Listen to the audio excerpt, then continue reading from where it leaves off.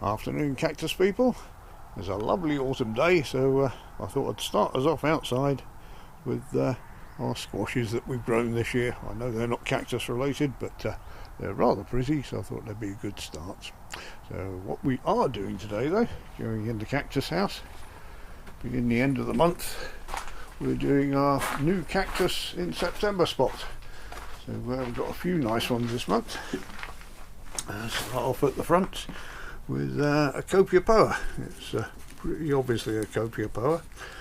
As we know, these live in the Atacama Desert, and I wasn't sure which one it was, but there was a remains of a label in there that had just the end. Knowing it's a copiopoa, that narrows it down so it has ENS at the end. So what I did, got out a couple of lists and looked down the ones ending in ENS, and the only one on both lists that I looked down was Copiopoa cinerescens. Well, I might have spelt that wrong, it might be cinerescens. So let's narrow that one down, but that will have a nice spot with the other Copiopoas in the little section of our mock Atacama. So that's that one. Put that one to one side. Now this one is a present from my friend Roz. It's very kind of her, and she got what we think is a roadkill cactus. I'm pretty sure it's a roadkill because if you look at it sideways on, it almost disappears. So I had one of these before, which I'm sure she knew about, and I let it.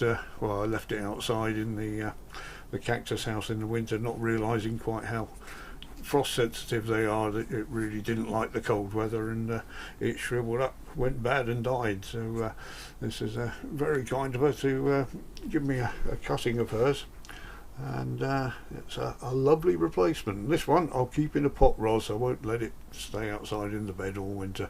I'll put it somewhere a bit warmer. So these are lovely opuntias, but I think they're from a more tropical region, so we'll bear that in mind this time. So put that one over there as well. And the next one is Tunilla, which I didn't recognise the name on there. It's very nice handwriting. Tunilla tilcarensis fouche on the side of it. Now I looked this up and found out quite a bit of detail about it. It's a cultivated variety, so that makes it a garden origin or nursery origin plant. But the actual species is endemic to Argentina. It has long spines, as we can see on this one, which are quite soft spines. And it's got yellow flowers, it's fast growing, low maintenance, like the sound of that.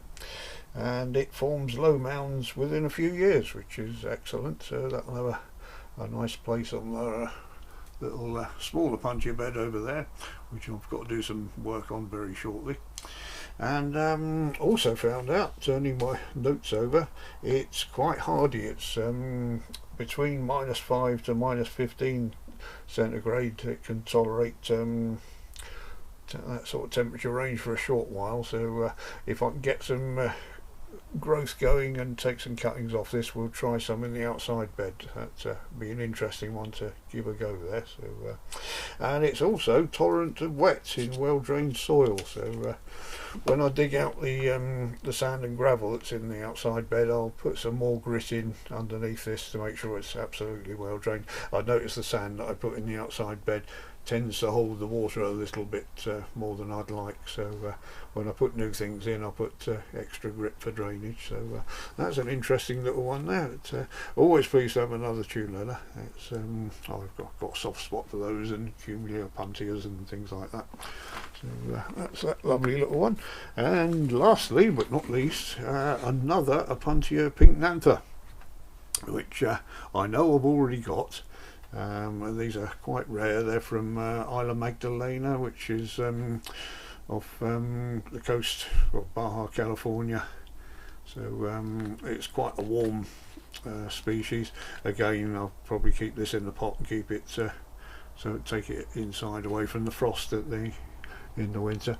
But like I said, I had one before, which is this one, and I tried to take a cutting off it a few years ago and nearly killed it. So it was quite hard to cut the pad off. It wouldn't twist off. I ended up having to cut it, and as you can see, a bit of infection got in there. Fortunately, a bit of sulphur treated it. That's because I was talking to someone about cinnamon yesterday. A bit of sulphur treated it, and it's grown a new pad on the top, but I'm not going to risk that again.